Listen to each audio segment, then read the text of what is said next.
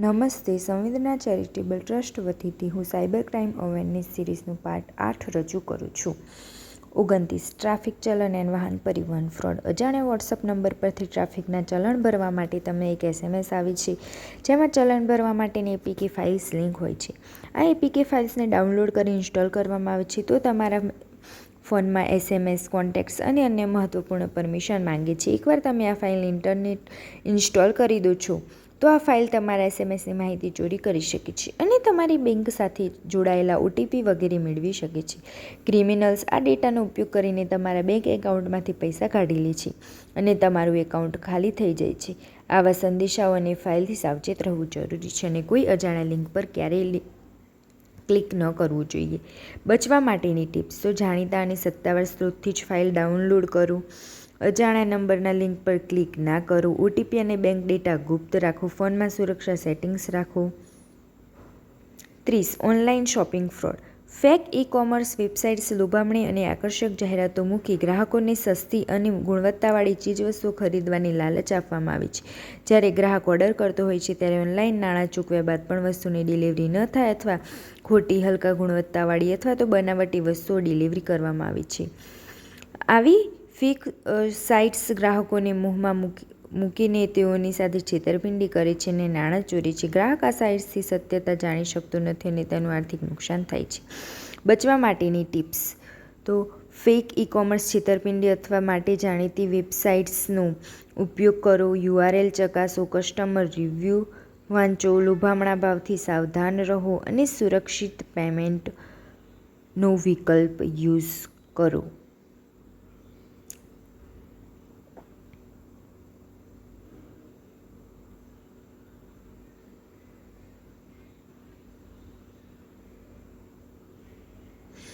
Online શોપિંગમાં ધ્યાન રાખવા જેવી બાબતો. શંકાસ્પદ લિંક પરથી દૂર રહો. QR કોડ સ્કેન કરતાં પહેલાં વિચારો. અચંબિત કરતી ઓફરોથી બચો. HTTPSથી શરૂ થતી વેબસાઇટ્સ પસંદ કરો. મૂળ વેબસાઇટની મુલાકાત લો. બેંકની જાહેરાતો સત્તાવાર પોર્ટલ પર ચકાસો. ADથી સાવધાન રહો. વિશ્વસનીય પેમેન્ટ વિકલ્પ COD અથવા તો VPP પસંદ કરો. વેપારીના ડિજિટલ સર્ટિફિકેટની માહિતી મેળવો. એપ્લિકેશન્સ હંમેશા અપડેટ રાખો. કાર્ડની માહિતી સાચવવા ન દો. રિટર્ન અને રિફંડ નીતિ તપાસો. વેચનારની વિશ્વસનીયતા ચકાસો. મજબૂત પાસવર્ડનો ઉપયોગ કરો. બેંકના રેકોર્ડ ચકાસો. સુરક્ષિત પેમેન્ટ ગેટવેનો ઉપયોગ કરો. અન્ય ગ્રાહકોની ટિપ્પણીઓ વાંચો અને સમીક્ષાઓ અને સેટિંગ્સ ચકાસો. બને ત્યાં સુધી આપણે ઓનલાઈન શોપિંગ ટાળવી જોઈએ, જેનાથી આપણે આ ફ્રોડથી બચી શકીએ. 31. Post office parcel fraud. ગુનેગારો મેસેજનો ઉપયોગ કરીને નાગરિકોને ઇન્ડિયા પોસ્ટની નકલી વેબસાઇટ બનાવી તેની લિંક iMessageમાં મોકલે છે. આ મેસેજમાં નાગરિકોને જણાવવામાં આવે છે કે તેમનું પાર્સલ રિટર્ન થયું છે અને તેને પરત મેળવવા માટે આપેલી લિંકમાં ક્લિક કરીને પોતાની વ્યક્તિગત માહિતી ભરવાની વિનંતી કરવામાં આવે છે. હકીકતમાં આ ફિશિંગ લિંક છે જેનો ઉપયોગ કરતા સાયબર ક્રિમિનલ તમારા બેંક ડેટા ચોરી કરે છે. માહિતી ભરીને સબમિટ કરતા ક્રિમિનલ તમારા બેંક એકાઉન્ટ સુધી પહોંચ મેળવી શકે છે અને તમારી મંજૂરી વિના નાણાં કાઢી લે છે. આ રીતે નાગરિકોને આવી લિંક પર ક્યારેય ક્લિક ન કરવું જોઈએ અને વ્યક્તિગત અથવા તો બેંક ડેટા ક્યારેય શેર ન કરવો જોઈએ. જો આવી રીતે કોઈ OTP માંગે તો આપણે તેની સત્તાવાર પુષ્ટિ કરવી જોઈએ.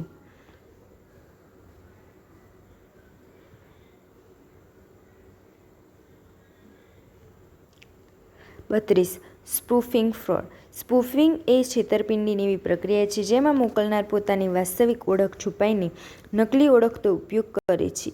આના દ્વારા ખોટી માહિતી આપી પીડિતો પાસેથી સાચી માહિતી મેળવી તેનો દુરુપયોગ કરવામાં આવે છે. સ્પૂફિંગના મુખ્ય પ્રકાર: IP spoofing, caller ID spoofing, email spoofing, ARP spoofing, content spoofing. Spoofing અટકાવવા માટેના મહત્વના ઉપાયો. તો ટેકનોલોજી પૂરું જ્ઞાન મેળવો. સેકન્ડ, સુરક્ષિત સોફ્ટવેરનો ઉપયોગ કરો. થર્ડ, બિનજરૂરી એપ્લિકેશન્સ ઇન્સ્ટોલ ન કરો. ફોર્થ, વિશ્વસનીય સ્ત્રોતમાંથી જ સોફ્ટવેર ડાઉનલોડ કરવું. ફિફ્થ, પબ્લિક વાઈફાઈનો ઓછો ઉપયોગ કરવો.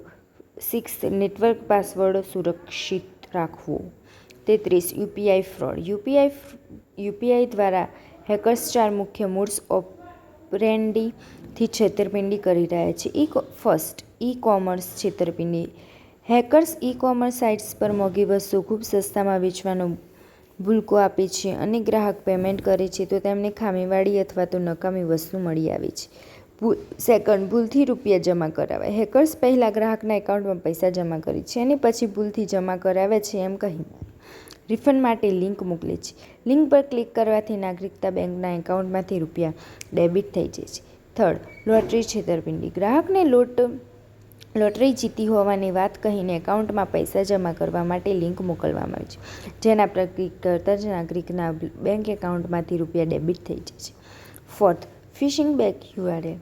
ફિશિંગ લિંક દ્વારા નકલી બેંકની વેબસાઇટ્સ પર લઈ જવામાં આવે છે, જ્યાં યુઝર્સને UPIની માહિતી દાખલ કરવા માટે મજબૂર કરવામાં આવે છે. સ્પૂફિંગ અટકાવવા માટેનો ઉપાય: પિન અથવા તો OTP ક્યારેય શેર ન કરવો જોઈએ. ઈ-સિમ ફ્રોડ. ઈ-સિમ ફ્રોડ કેવી રીતે થાય છે? તો ફર્સ્ટ ઓફ ઓલ, ફોન કોલથી ફ્રોડ, ફિશિંગ ઈમેલથી, QR કોડ છેતરપિંડી, સિગ્નલ ગુમ થઈ જાય છે. ફર્સ્ટ, ફોન કોલથી ફ્રોડ. સાયબર ગુનેગાર લોકોનો મોબાઈલ નંબર ડેટા ચોરો પાસેથી મેળવે છે અને પછી તેમને ફોન કરીને ઈ-સિમ અપડેટ નહીં કરો તો 2 કલાકમાં સિમ કાર્ડ બંધ થઈ જશે તેવી ધમકી આપી છે. 2, ફિશિંગ ઈમેલ એડ્રેસ. તો ગુનેગારો ગ્રાહકને ફિશિંગ ઈમેલ એડ્રેસનો ઉપયોગ કરીને ડોક્યુમેન્ટ માંગે મેલ કરે છે અને આ રીતે ગ્રાહકના અગત્યતા ડોક્યુમેન્ટ અને માહિતી મેળવી લે છે. QR કોડ છેતરપિંડી. QR કોડ મોકલીને ગ્રાહકના મોબાઈલનું નિયંત્રણ મેળવી લે છે. સિગ્નલ ગુમ થવું. ફ્રોડ બાદ ગ્રાહકના મોબાઈલ પરની સિગ્નલ ગુમ થઈ જાય છે અને તે સમયગાળામાં ગુનેગારો પોતાનું ગેરકાયદેસર કામ પૂરા કરે છે. ઈ-સિમ ફ્રોડથી બચવા માટેના 5 મહત્વપૂર્ણ ટિપ્સ. ફર્સ્ટ, મોબાઈલ સેવાના પ્રદાતાઓ ક્યારેય ધમકી આપીને કનેક્શન બંધ કરી દે છે.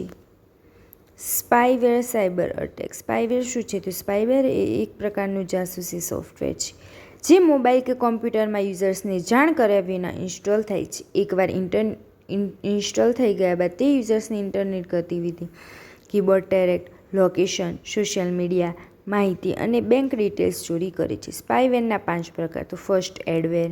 Second, Trojan. Third, tracking cookies. Fourth, system monitor. Fifth, mobile spyware. સ્પાયવેરને ઓળખવાના 10 લક્ષણો. બેટરી ઝડપથી ખાલી થવી, ફોન સામાન્ય કરતાં વધારે ગરમ થવો, કોલ દરમિયાન વિચિત્ર અવાજ, ફોન અચાનક રીબૂટ થવું, વિચિત્ર લખાણ સંદેશાઓ. સ્પાયવેરથી બચવાના 15 ઉપાયોનો ઉપયોગ કરી તમારી ડિજિટલ સુરક્ષા કરી શકો છો. એન્ટી સ્પાયવેર સોફ્ટવેર ઇન્સ્ટોલ કરો. પોપઅપ કે જાહેરાતો પર ક્લિક ન કરો. સોફ્ટવેર અપડેટ રાખો. બિનજરૂરી સોફ્ટવેર ડિલીટ કરો. 6 મહિનામાં એકવાર ફેક્ટરી રિસેટ કરો. ફ્રીવેર સોફ્ટવેરનો ઉપયોગ ટાળો. 4 સ્ટારથી ઓછા રેટિંગવાળી એપ્સ ઇન્સ્ટોલ ન કરો. અવિશ્વસનીય HTTP લિંક્સ પર ક્લિક ન કરો. શોર્ટ URL અવગણો. બેઝિક એપ્લિકેશન જ સિવાય વધારાની એપ્સ ન ઇન્સ્ટોલ કરો.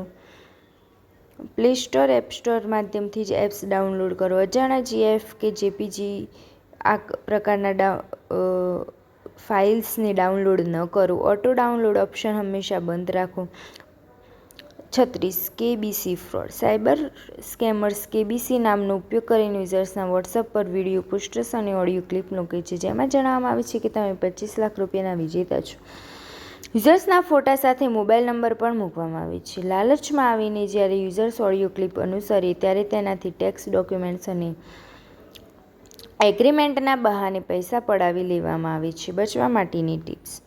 તો તમે જે ડ્રોમાં ભાગ જ ના લીધો હોય તેમાં લોટરી કેવી રીતે જીતી શકો છો તે વિચારો. સોશિયલ મીડિયા પ્રોફાઇલ્સને લોક રાખો. અજાણી લિંક ઓપન ન કરો. કોઈપણ લોભાવનારી ઓફરોથી સાવચેત રહો. આભાર.